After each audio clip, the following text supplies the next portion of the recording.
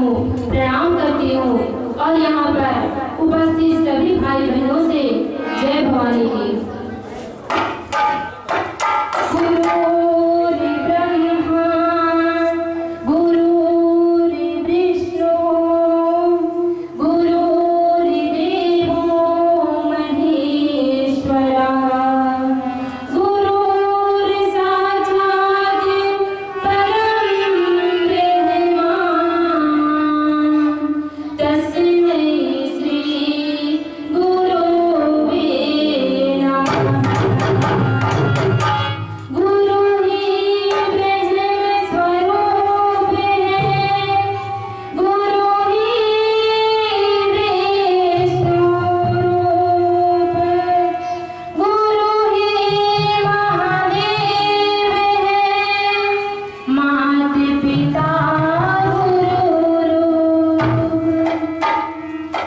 मेरे भाई बहन जिनके दर्शनों के लिए हम सभी राह देख रहे थे, वह समय वह घड़ी आ चुकी है।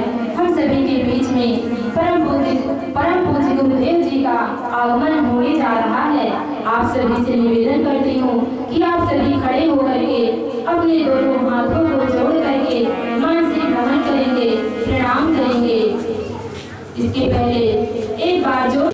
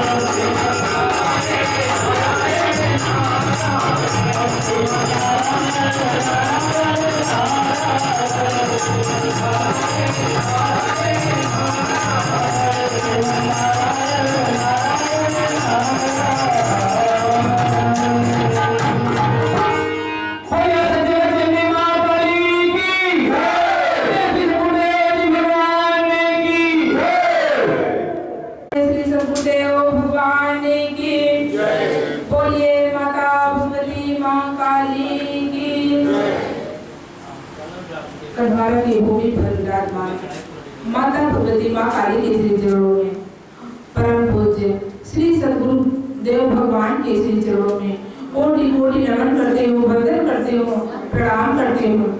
यहाँ पर उपस्थित सभी भाई बंधुओं का नमन करते हूँ, वंदन करते हूँ, जय भवानी की करते हूँ। यदा यदा धर्मस्य ग्लानिर्भवति भारत अभ्युत्थानं धर्मस्य तदात्मानं सृजाम्यहम्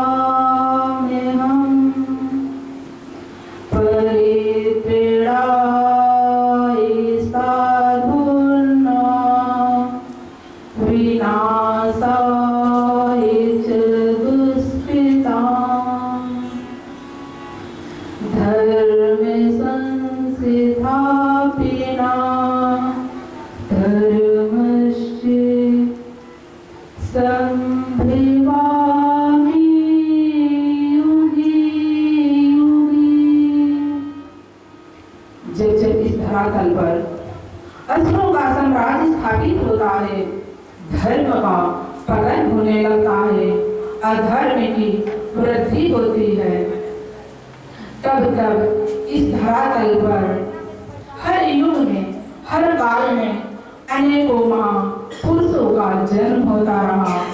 मेरे भाई बहन, यह भारत भूमि ऋषि मुनियों की भूमि है। ऐसे ऐसे ऋषि मुनि इस धरातल पर जन्म लिया है। मेरे भाई बहनों, ऐसे ऐसे ऋषि मुनि, ऐसे ऐसे महापुरुषों ने इस धरातल पर जन्म लिया है।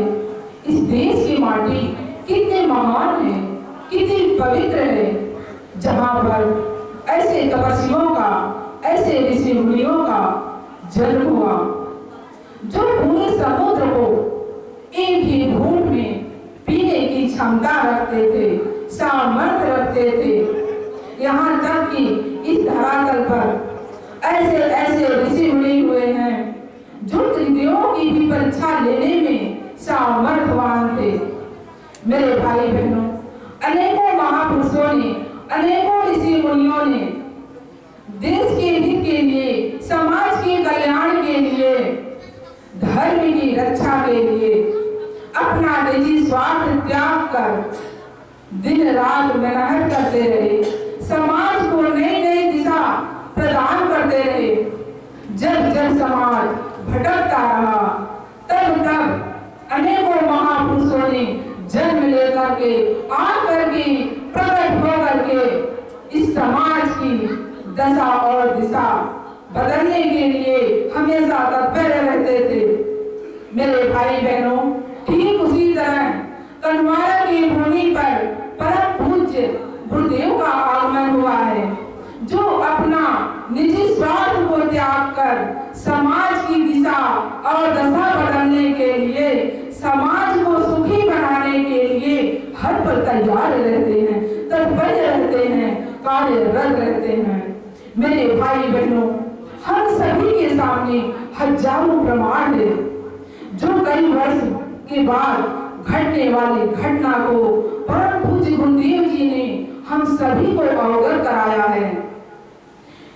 परम पूज्य गुरुदेव जी दीक्षा लेने के बाद अनेकों दुर्घटनाओं को टाला गया है, हजारों लोगों की समस्याओं का समाधान हुआ है, उनका जीवन सुखमय हुआ है, आनंदमय हुआ है।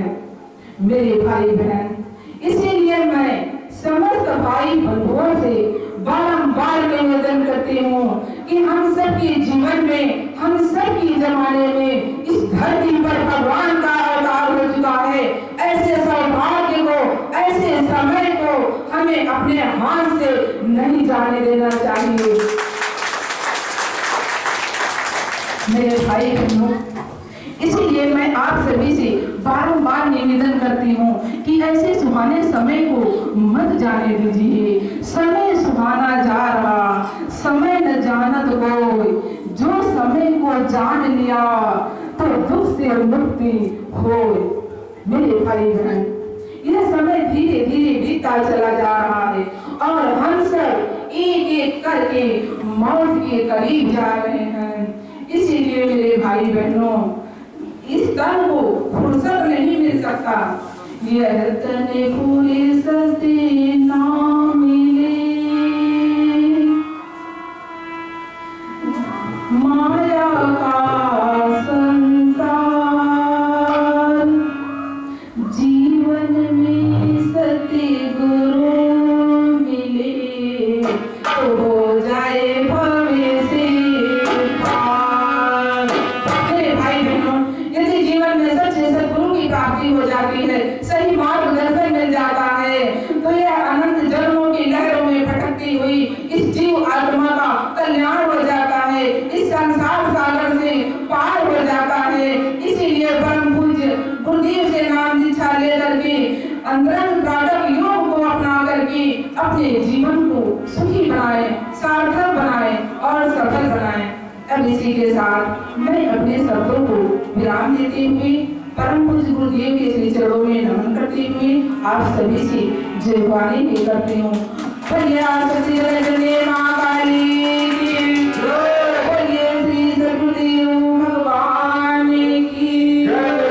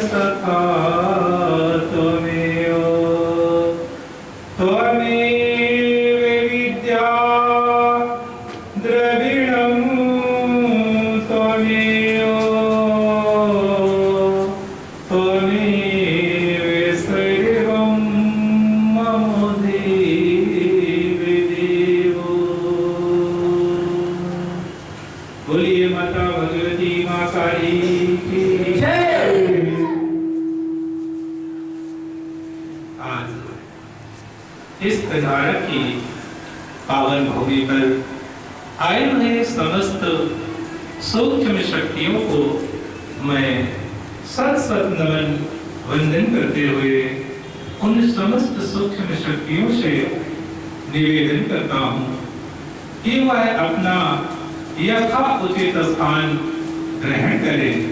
तत्पश्चात इस साधना हाल में उपस्थित सभी भक्तों के हृदय रूपी मंदिर में विराजमान माता भगवती माँ काली की छवि को देखते हुए आप सभी भक्तों का भी स्वागत वंदन अभिनंदन करता हूँ। मेरे भाई बहन, आज का हमारा अति सुंदर विषय है, बड़ा ज्ञानवर्धक विषय है। वह विषय है कि हम सभी अपने जीवन को सुखी कैसे बना सकते हैं, क्योंकि इस संसार में हर व्यक्ति की एक ही चाहत होती है, एक ही खोज होती है। हर मनुष्य अपने जीवन को सुखी बनाना चाहता है, हर व्यक्ति स्वस्थ रहना चाहता है, निरोग रहना चाहता है। इसलिए आज हम सभी चर्चा करेंगे कि मनुष्य अपने जीवन को सुखी कैसे बना सकता है, अर्थात सुखी जीवन का रहस्य क्या होता है, आज हम सभी इस पर चर्चा करेंगे। लेकिन इस विषय पर चर्चा करने से पहले आइए हम सभी दोनों हाथों को जोड़कर ध्यान मुद्रा में बैठकर माता भगवती मां काली से निवेदन करेंगे कि इस संसार का कल्याण हो, मंगल हो। ऐसी भावना को लेकर हम सभी दोनों हाथों को जोड़ते हुए माता भगवती मां काली से निवेदन करेंगे। सर्वे भवन्तु सुखिनः, सर्वे सन्तु निरामयाः, सर्वे भद्राणि पश्यन्तु मा कश्चित् दुःखी भाग् भवेत्।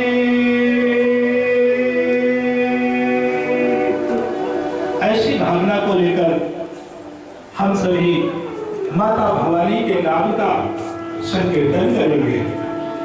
बोलिए माता भगवती माता की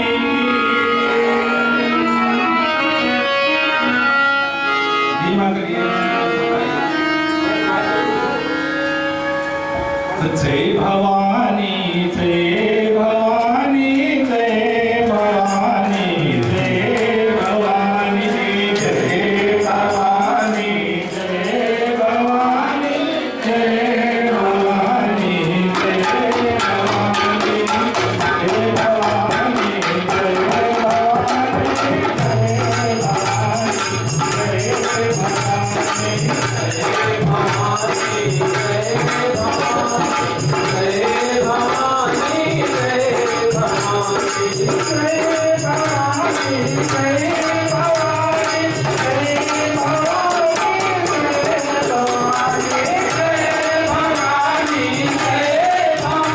भवानी, जय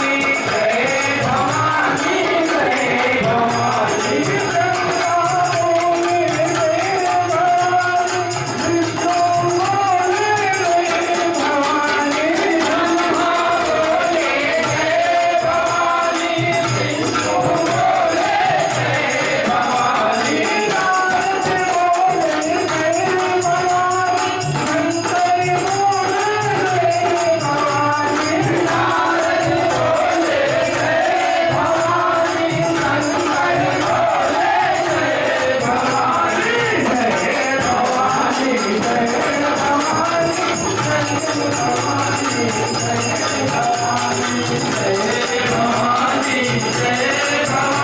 भवानी,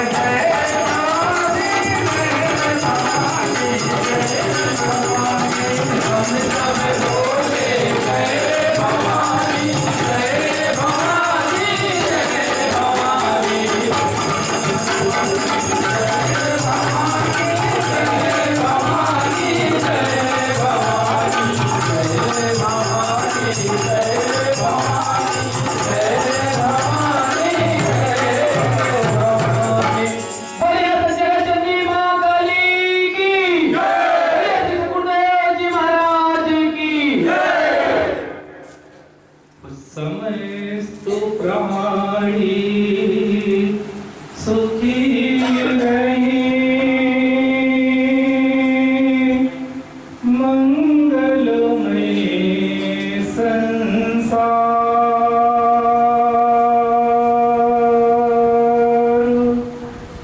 माँ कृपा सभी पर रहे,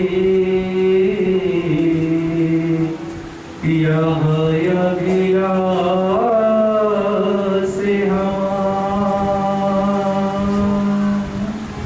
हे माता भवानी, हे आदिशक्ति, जगत जननी जगदम्बा, संसार में जितने भी प्राणी हैं सभी सुखी रहें, सभी निरोग रहें, सभी स्वस्थ रहें, यही हम सबकी कामना है, यही हम सबकी अभिलाषा है। मेरे भाई बहन, माता भवानी भगवती आदिशक्ति जगत जननी जगदम्बा ही इस अनंत ब्रह्मांड की जननी है, अधिष्ठात्री देवी है। वही देवादि देवों को उत्पन्न करने वाली पारंबा है। पारंबा का अर्थ है जिसका कोई आदि और अंत नहीं होता, उसे पारंबा कहा जाता है। उसे पारंबा भगवती माता आदिशक्ति जगत जननी जगदम्बा की ही शक्ति से सूर्य, चंद्र, ग्रह, अग्नि, वायु सभी उन्हीं की शक्ति से विद्यमान है। और बड़े मजे की बात तो यह है कि उसी पारंबा माता भगवती जगदम्बा का ही अंश हम सभी के अंदर आत्म स्वरूप में विराजमान है। इसीलिए श्री गोस्वामी तुलसीदास जी ने रामचरितमानस में बड़ा सुंदर कहा है। उन्होंने लिखा है कि ईश्वर अंश से जीव अविनाशी, चेतन सकल सहज सुखी राशि। यह जो जीव है यही ईश्वर का अंश है, जो अविनाशी है, चैतन्य है, सकल है, सहज है और गुणों की खान है। तो ईश्वर किसे कहते हैं? ईश्वर का अर्थ है ईश धन स्वर बराबर ईश्वर। यह जो स्वर है, जो आवाज है, जो निकल रही है, यही तो ईश्वर है। परंतु ईश्वर का वास्तविक अर्थ होता है जो स्वतंत्र हो, जिसके बनाए हुए नियमों का पालन सभी करते हो, जिसकी जन्म और मृत्यु कभी नहीं होती, उसे ईश्वर कहा जाता है। जो अनंत लोकों का मालिक हो, जो सर्व नियंता हो, जिससे शक्ति पाकर सूर्य, चंद्र, अग्नि, वायु सभी कार्य करते हो, जिसके सामने ब्रह्मा, विष्णु, महेश जैसे देवता भी हाथ जोड़कर खड़े रहते हैं, ऐसे ईश्वर रूपी अंश को जान लेना ही सुखी जीवन का रहस्य होता है। क्योंकि आत्मा के जानने के बाद कुछ भी जानना शेष नहीं रह जाता। जानत तुम्हें हो जाई। जब व्यक्ति स्वयं को जान लेता है, स्वयं को पहचान लेता है, तो उसे परम आनंद की, परम शांति की प्राप्ति हो जाती है। लेकिन कुछ लोगों के मन में ऐसा भी प्रश्न उठता होगा कि नहीं, हम आत्मा को नहीं जान सकते। कुछ लोग तो जातीयता में पढ़कर उलझे हुए हैं कि नहीं, हम तो नीच जाति के हैं, हमारा पूजा पाठ करना कर्म नहीं है, हम अछूत हैं। मेरे भाई बहन, ऐसा नहीं है। अरे इन सामाजिक जातियों से पहले तो हम सब की जाति मनुष्य की है।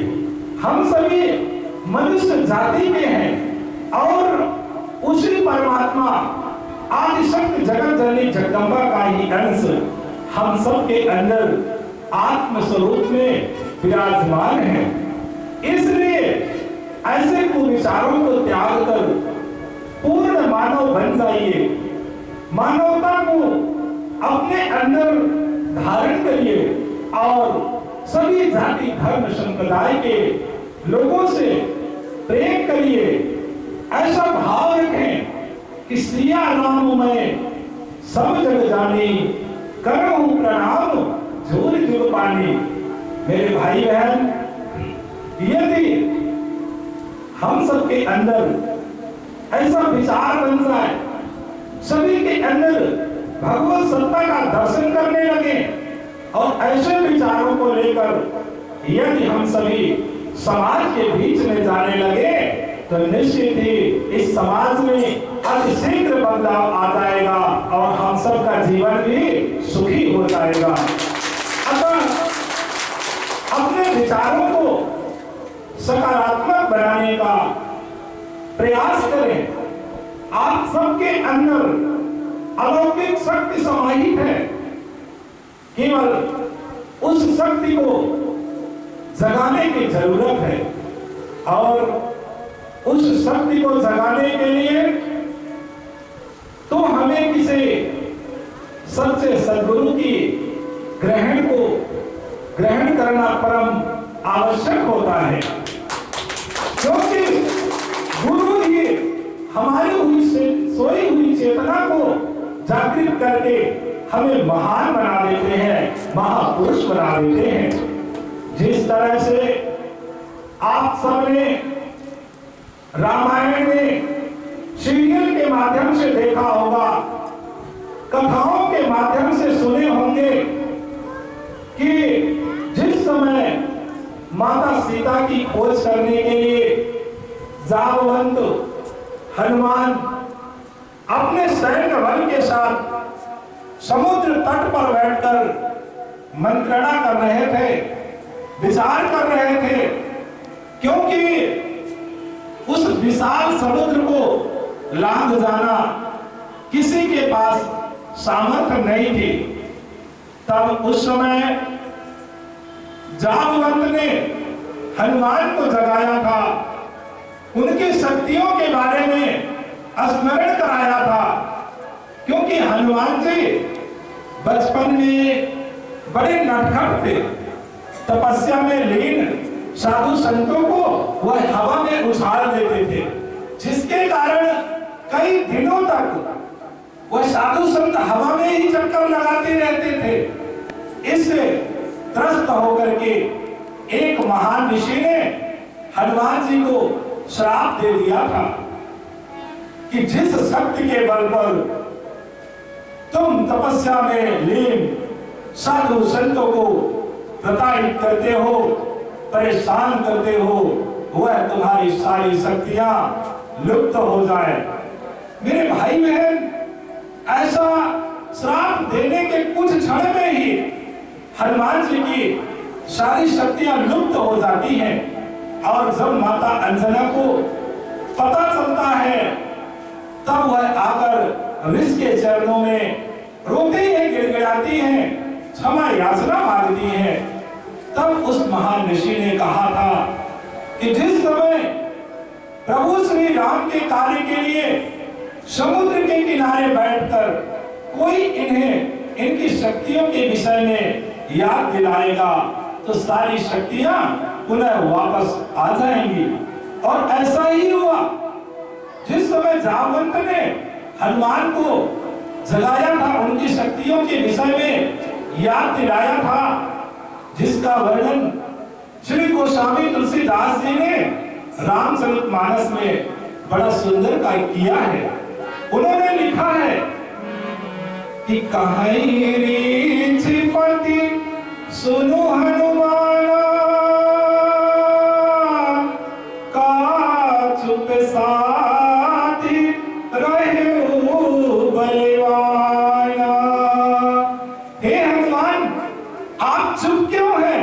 अरे आप तो अत्यंत बलवान हैं। वो पवन तनय बल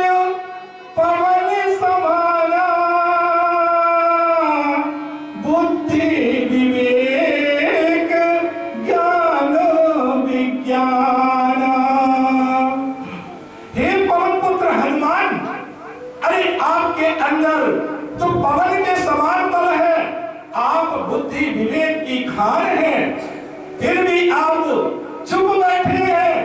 अरे कवने सुकाजे कठिने जग माही,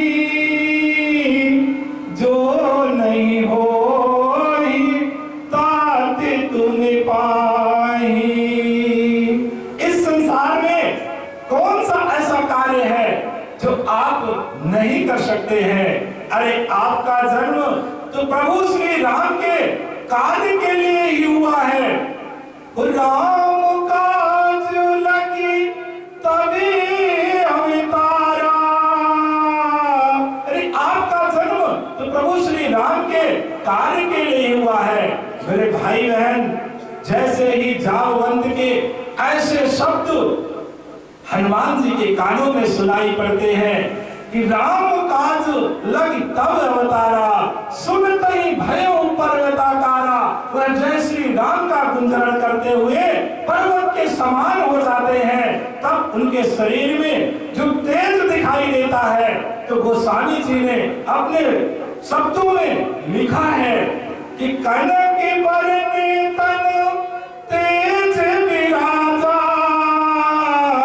मानहु अपार गिरिने कहे राजा।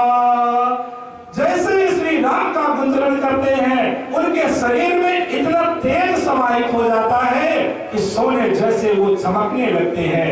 ऐसा लगता है कि वह दूसरे पर्वतों के राजा हो। तब हनुमान जी बार बार हुंकार भरते हैं, सिंहनाद करते हैं। वो सिंहनाद करी बारही बारा, लील हिलान्यो जल निधि खारा। उनके अंदर इतना तेज हो जाता है कि बार बार वो हुंकार भरते हैं, सिंहनाद करते हुए कहते हैं कि अरे इस खारे समुद्र को तो हम पल भर में लांघ सकते हैं, खारे समुद्र को हंसते हुए पी सकते हैं। उस सहित सहाय रावण ही मारी, आन्यों यहाँ त्रिकूट उपारी। सैन्य बल के साथ रावण को मार सकते हैं, त्रिकूट पर्वत को उखाड़कर यहाँ ला सकते हैं। मेरे भाई बहन, इस तरह से हनुमान जी रोष में आकर के अनर्गल बातें करने लगते हैं कि त्रिकूट पर्वत को उखाड़ सकते हैं, रावण को मार सकते हैं। इस तरह से अनर्गल बातें करने लगते हैं।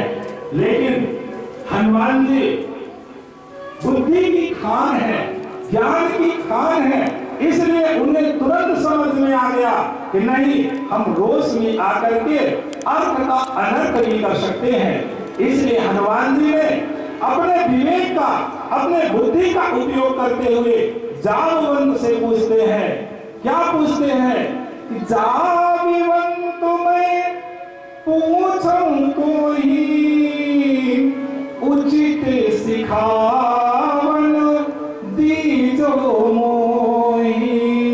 हे जामवंत, इस समय मुझे क्या करना चाहिए? आप मुझे जो उचित हो वह बताने की कृपा करें। मेरे भाई बहन, इस तरह से जामवंत की बातों को सुनकर के हनुमान ने हुंकार भरते हुए अपने अंदर की सामर्थ्य को जागृत किया था। आज ठीक उसी तरह आप सबको भी अपने अंदर की सामर्थ्य को जगाने की जरूरत है, हुंकार भरने की जरूरत है, क्योंकि आप सबके अंदर एक अलौकिक शक्ति समाहित है। और उस शक्ति को जगाने के लिए सबसे पहले तो हमें अपने विचारों को सकारात्मक करना होगा, सत्मार्ग पर चलना होगा, अच्छा सोचना होगा, तभी हम सभी उस अलौकिक शक्ति के मालिक बन सकते हैं। और उस शक्ति को जगाने के लिए हमें सबसे पहले इस शक्ति के विषय में जानने की आवश्यकता होती है, तभी हम उस अलौकिक शक्ति के मालिक बन सकते हैं। सकारात्मक विचारों के द्वारा, सद्मार्ग के द्वारा, सत्संग सुन करके ही हम उस शक्ति के अलौकिक मालिक बन सकते हैं। क्योंकि वातावरण का, संगति का भी बहुत बड़ा असर होता है। यदि हमारी संगति गलत लोगों के साथ रही, यदि हमारे विचार कुविचार रहे, तो हम जीवन में कुछ नहीं कर सकते। लेकिन यदि हम सबके विचार अच्छे रहे, यदि हम सबकी संगति अच्छी रही, तो निश्चित हम लोग अच्छे बन सकते हैं, महान बन सकते हैं, महापुरुष बन सकते हैं।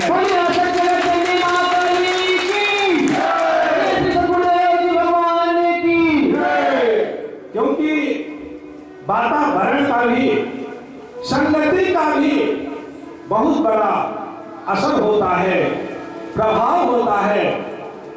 एक समय की बात है, एक शेरनी अपने 2-3 बच्चों के साथ किसी जंगल में रहती थी।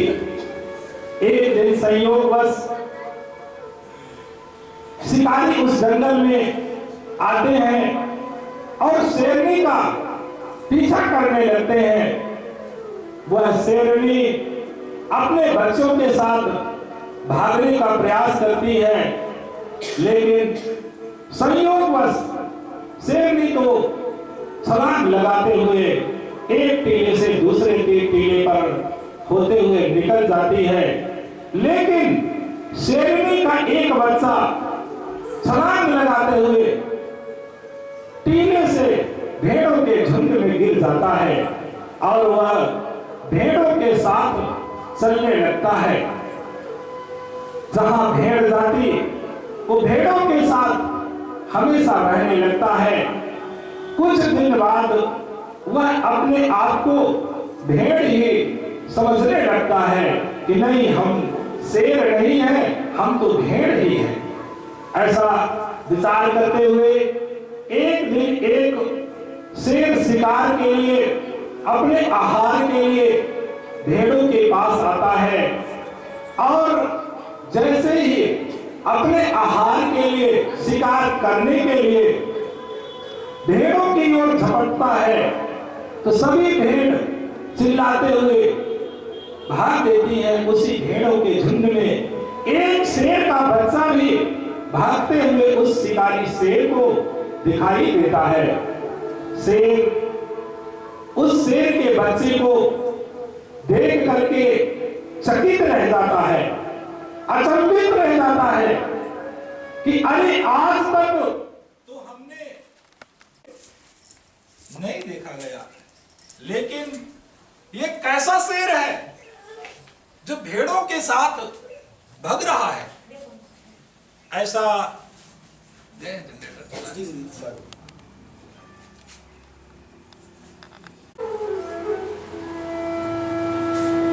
वह शिकारी शेर विचार करता है कि आज तक तो हमने किसी शेर को भेड़ों के साथ भागते हुए नहीं देखा गया। यह कैसा शेर है जो भेड़ों के साथ भाग रहा है।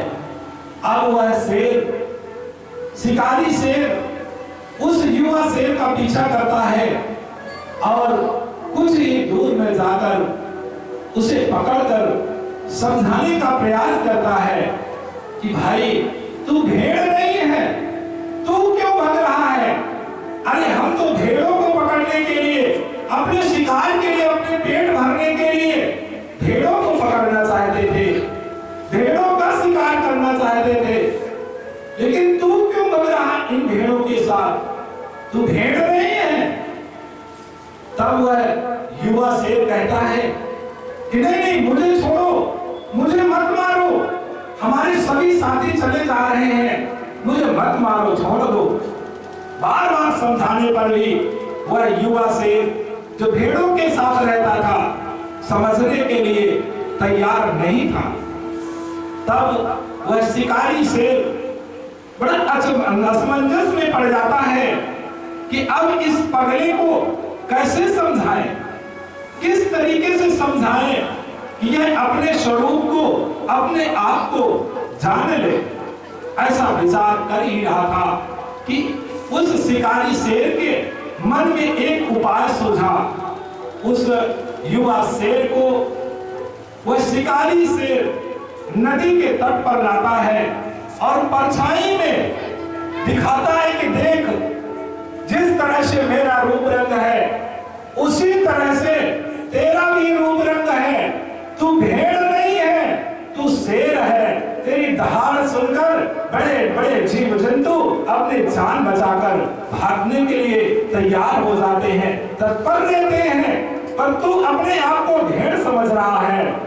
इस तरह से बार बार समझाने पर वह युवा शेर जब जल में अपनी परछाई देखता है तो बड़े जोर से हुंकार भरता है, गर्जना करता है, जिससे कई कोसों तक के जानवर अपनी जान बचाकर भागने लगते हैं। मेरे भाई बहन, उसे युवा शेर की तरह भी आप सब भी हुंकार भरें, गर्जना करें कि बहुत हो चुका, अब हम किसी के साथ अन्याय नहीं होने देंगे। अधर्म के खिलाफ आवाज उठाइए और इस नशे रूपी शत्रु को भी जड़ से मिटाने का प्रयास करिए।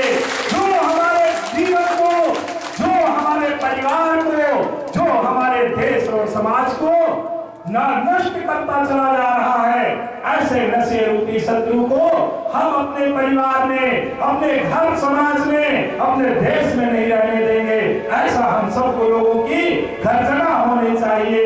मेरे भाई बहन, उसे शिकारी शेर की तरह भी सतगुरु हम सबको जगाने आते हैं कि आप सब इंसान हो, अपने आप को जानो, पहचानो, आप सब इंसान हो, लेकिन गलत संगति के कारण आप सब हैवान बन गए हैं। इसलिए सतगुरु की वाणी को सुन करके, सत्संग को सुन करके पूर्ण मानव बन जाओ, मानवता को अपने अंदर धारण करो और सभी जाति धर्म संप्रदाय के लोगों से प्रेम करो। यही तुम्हारा धर्म है, क्योंकि मानव धर्म से बढ़कर के संसार में कोई दूसरा धर्म नहीं होता।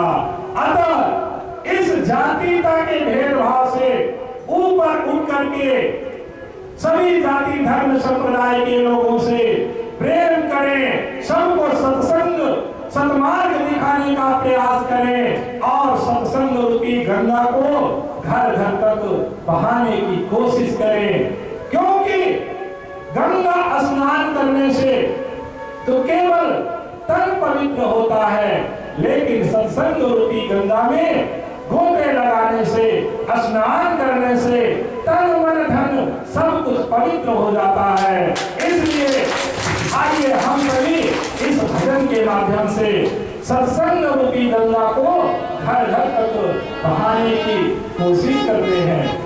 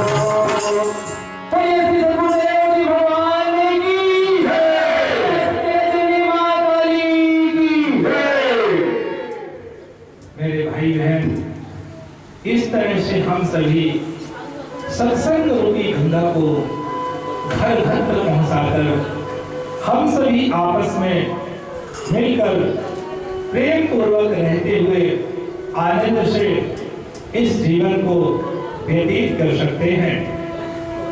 हम सभी सत्संग रूपी गंगा में स्नान करते हुए, गोते लगाते हुए अपने तन मन को पवित्र करते हुए एक ऐसे समाज का निर्माण कर सकते हैं जो पूर्ण नशा मुक्त हो, चरित्रवान हो और संस्कारवान हो।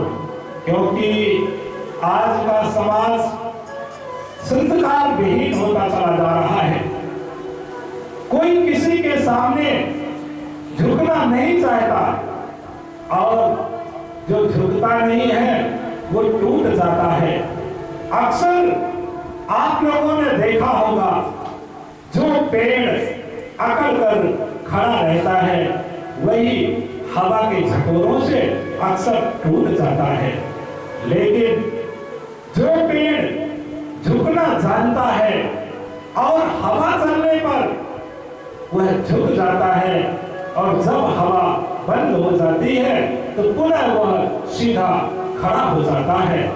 उसी तरह आप सब भी झुकने वाले वृक्ष की तरह बने, अर्थात अपने अंदर संस्कार को धारण करके आनंद से इस जीवन को व्यतीत करें।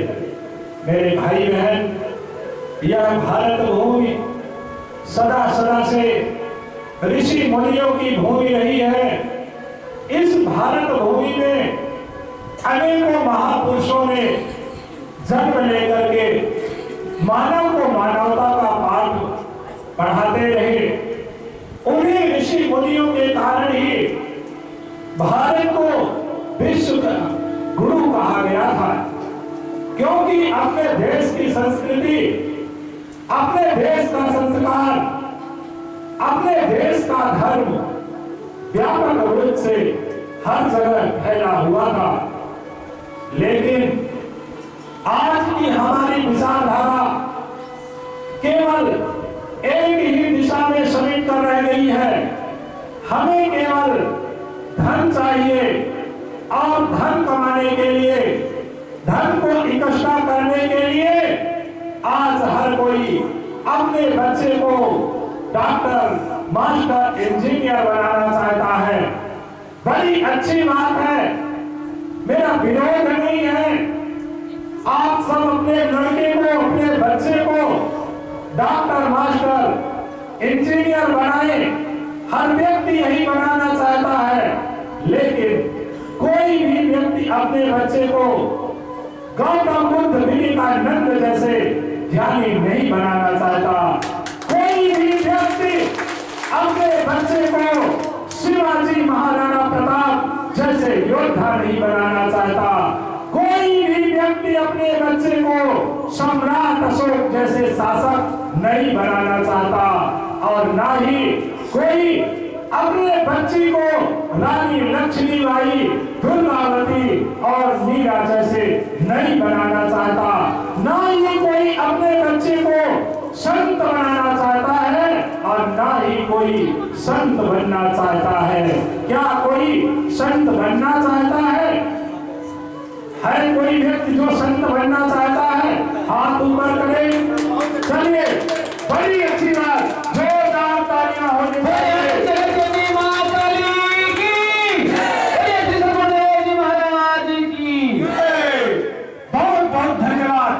आप सबके विचारों के लिए कम से कम आपके अंदर वह विचार तो हुआ कि नहीं, हम अनिति, अन्याय, अधर्म के खिलाफ आवाज उठाएंगे, समाज को मार्गदर्शन करेंगे, समाज की दिशा और दशा दोनों बदलने के लिए कम से कम आपके अंदर विचार तो हुए।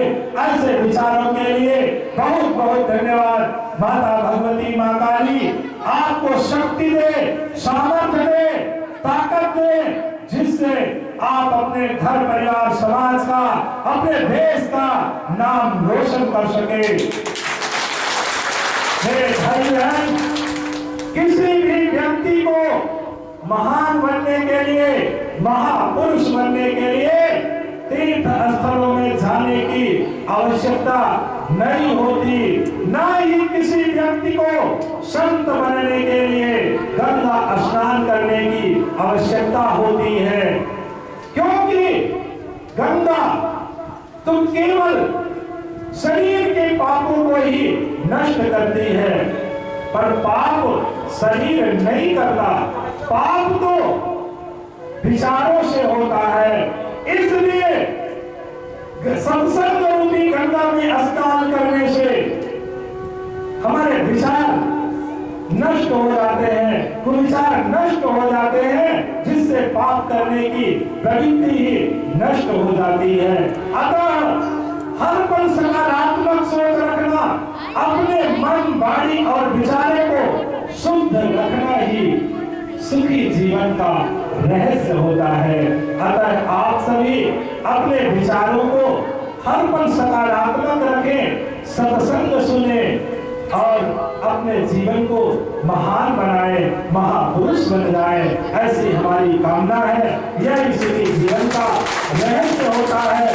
और इस जीवन को सुखी बनाने के लिए समस्त लोगों में जो सर्वश्रेष्ठ साधना है, जिसे अंतरंग त्राटक महायोग कहा जाता है, उस अंतरंग महायोग त्राटक को करके आप सब अपने जीवन को सुखी बना सकते हैं, अपनी सभी प्रकार की समस्याओं का समापन कर सकते हैं। यह आप सबके अंदर वो सामर्थ्य हो, वो लगन हो कि 10 मिनट 15 मिनट सुबह शाम अंतरंग त्राटक को करके आप अपने जीवन को सुखी बना सकते हैं, आनंद से अपना जीवन व्यतीत कर सकते हैं, मोक्ष को प्राप्त कर सकते हैं।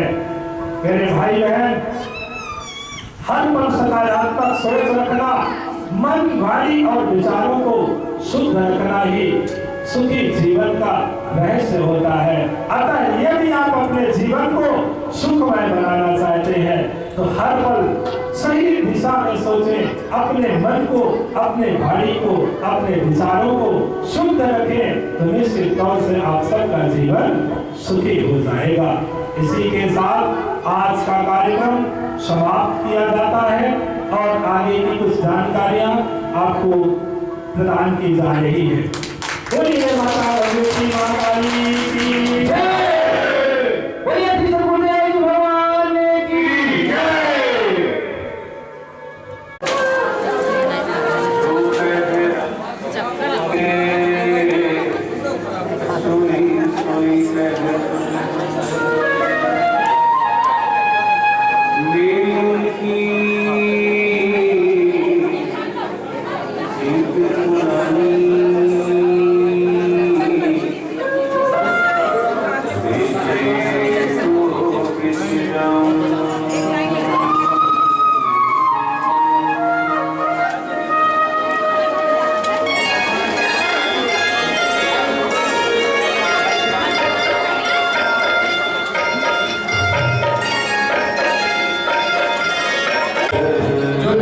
सहयोग करना चाहते हो अपना आकर नाम लिखवा सकते हैं माता जी बुलाने के लिए। जो भी सहयोग करना चाहते हो वो अपना नाम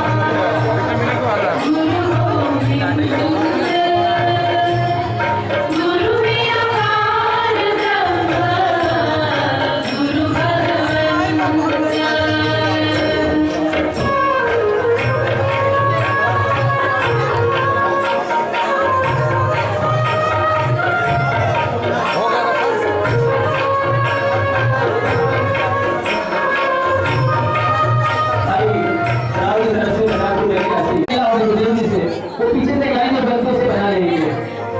हमारे कार्यकर्ता है उनका पूरा सहयोग करेगा, सभी उनकी बातों का पालन करेंगे। मैं सभी लोगों से निवेदन करता हूँ, प्रणाम करने के बाद सभी बच्चे बाहर निकलते जाएंगे और उससे मिलना हो गुरुदेव जी से पूरा एक लाइन जो बनती है पीछे से उस लाइन को बना लेंगे।